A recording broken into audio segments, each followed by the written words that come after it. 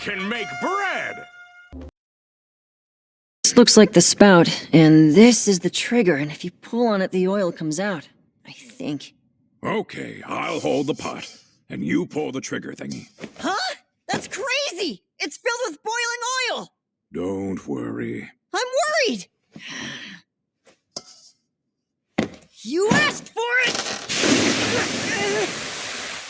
Hot, hot, hot, hot! That's what I was worried about. You okay? Ah, your thumb! 180 degrees. Perfect temperature for deep frying.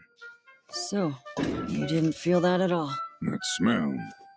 That taste. This here's olive oil. You're kidding. There used to be tons of olive trees here, and olive oil's easy enough to make. Figure someone would use it in a trap. Yeah, I guess. Now we can deep fry things.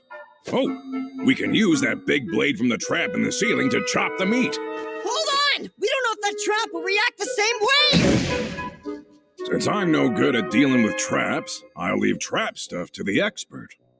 Do I really have to do it? Cooking's my specialty, so you have to do whatever I say now. Those are the terms we agreed to. I never agreed to that.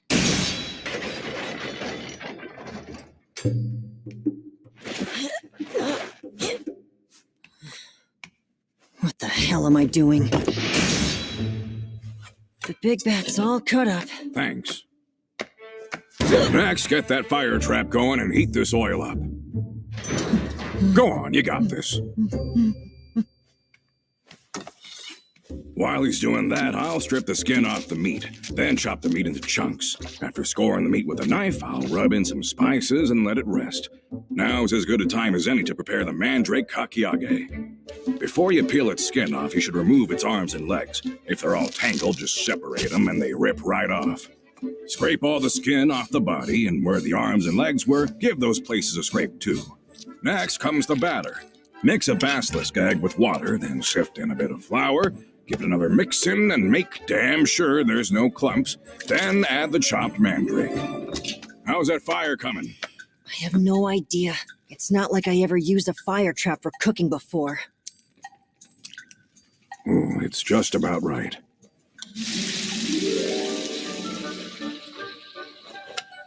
Once it's fried enough it doesn't fall apart, flip it. Got that? Yeah, I got it. Is it ready? Damn it, it wasn't ready. Maybe it needs more heat. I burned it. How's it coming along? Horribly. Can you just do this? Fire traps are your specialty. Traps are my specialty, but deep frying's a cooking thing. If the heat's too low, it's gooey. With too much heat, it burns right away. Then it's not your specialty after all. This batch looks okay. I like the color of that. And it's ready. I never thought eating deep-fried food was possible in a dungeon. This came out perfect. The heat was just right. When you deep fry, you do it quick at a specific temperature. That's how you get it nice and crispy. It's hard to get it right doing it over a campfire. Not that anyone should use a campfire. I've been on this floor a bunch and never knew about this useful room. It's dangerous! Don't ever come in here without me, got it? You'll end up killing yourself. I hear you. And for the record, the way you handle traps is amazing. You sure know your stuff. The day we go our separate ways will be a sad day for me.